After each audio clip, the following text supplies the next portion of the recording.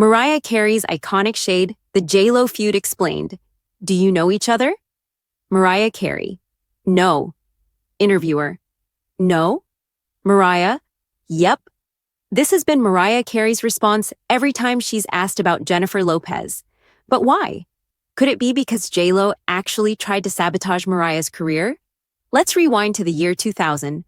Mariah was asked to share her thoughts on other female artists in the industry. She praised Beyoncé, calling her talented and a great songwriter. But when it came to Jennifer Lopez, Mariah's response was a now legendary, I don't know her. And just like that, fans knew something was up.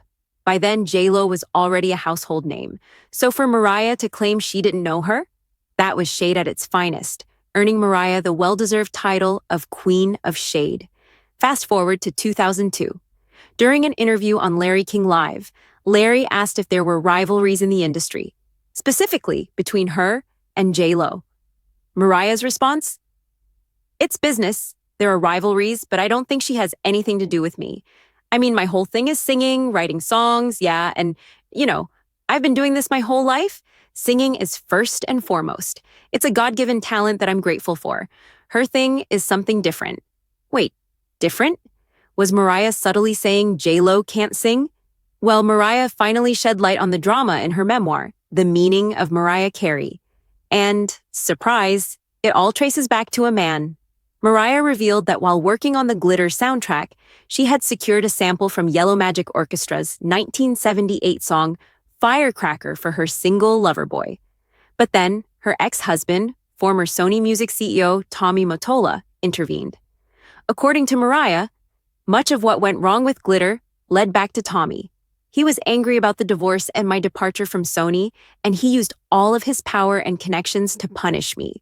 There was no way he would allow me to have a huge success after leaving him and Sony. He was not going to let me or Glitter shine. After hearing my new songs using the same sample I used, Sony rushed to make a single for another female entertainer on their label, whom I don't know. And that other female entertainer?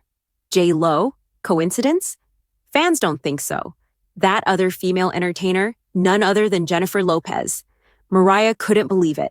How did a melody she had locked down over the summer suddenly end up on J-Lo's album? It didn't make sense to her, and it really bothered her. But that wasn't the only issue.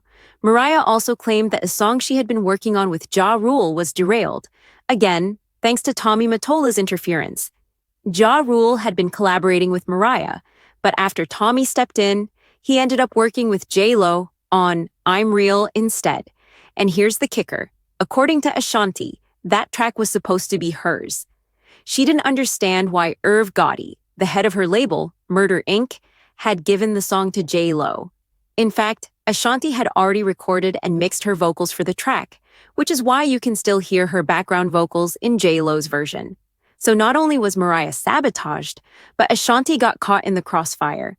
It was bittersweet because I was really excited. It was J-Lo, you know what I mean? But I was so mad at Irv because I wanted that record, Ashanti admitted. Mariah, of course, had the last word. She subtly referenced the drama in her memoir, writing, Gradually, I overcame the dark time that my family had dragged me through. And after all that, Loverboy ended up being the best-selling single of 2001 in the United States. I'm Real Girl? Now that is a soundbite. But what does J-Lo have to say about Mariah's claim that she doesn't know her and that she tried to sabotage her career? Well, J-Lo has addressed the feud before and thrown a little shade of her own. During an appearance on Watch What Happens Live, she played a game of Plead the Fifth with Andy Cohen. When asked, if you were in Las Vegas for one night and could only see one show, would you rather see Mariah or Britney perform? J-Lo responded, Britney, because she dances. Because she dances? Right. Then, in an interview on The Wendy Williams Show, J-Lo casually listed all the Vegas performers she had seen before getting her own residency. When Wendy asked if she had seen Mariah, J-Lo replied, she does say that, yeah, she just forgets. I don't know. We've met many times. Mariah, of course, caught wind of that and doubled down, insisting they do not know each other. When asked directly, she simply said, no. When pressed further, okay, she says you know her. Mariah, ever the queen of shade, responded, okay, I know she, you know what? I'm very forgetful. Okay, Apparently, I'm forgetful. Yes, because I don't remember. The fact that it was just like, hi, I'm so-and-so, and then move on. Meanwhile, when JLo was later asked about it on Watch What Happens Live, she insisted there was no beef. But at this point, it's safe to say that Mariah would definitely disagree. There's no feud, at least not according to JLo. I don't have a feud against her at all, she said. I know from back in the day. I've read things that she said about me that were, not the greatest.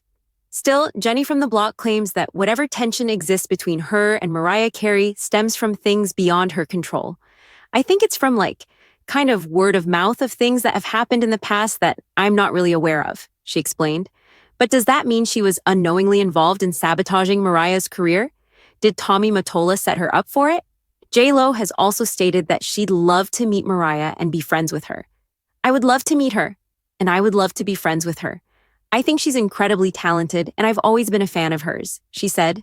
But here's the thing. JLo insists she had no idea what was happening behind the scenes while Tommy Mottola and Irv Gotti were allegedly using her to undermine Mariah. Yet, could it really have happened multiple times without her knowing? After all, she's faced accusations of career sabotage before. Take Ashanti, for example. She got caught up in the mess more than once. Remember Ashanti's hit, What's Love? It was almost given to JLo. Irv and John called me at 3 a.m, woke me up and said, Yo, come down. We made a song for you. Ashanti recalled. It was right after Big Pun passed. So when I got to the studio at 4 a.m, they played What's Love and told me, Yo, this is for you and JLo. We want the Latinos on this. And then there's the controversy surrounding JLo's own vocals, or lack thereof.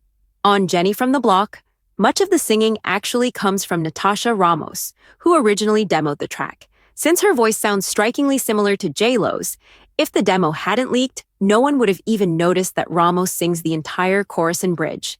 Meanwhile, Get Right was originally recorded as Ride for Usher's 2004 album Confessions.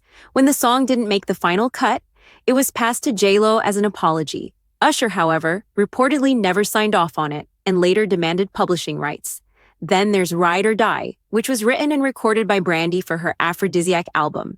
But after multiple delays, the track ended up on JLo's Rebirth album instead. The catch? JLo never fully recorded her own vocals, so Brandy's voice is still all over the chorus and backing vocals. Was it a scheduling issue, or could JLo simply not match Brandy's vocal ability? Who knows? Even Mariah seemed to throw shade at the allegations that JLo doesn't always sing her own songs. In a Talk magazine interview, she pointed out that she only gets 3 hours of sleep a night, and when reminded that JLo claims to get a full 8 hours, Mariah quipped, If I had the luxury of not actually having to sing my own songs, I'd do that too. The shade. They don't call her the Queen of Shade for nothing. So, what do you think? Is JLo just a pawn in someone else's game, or has she knowingly played a role in sabotaging other artists, Mariah included?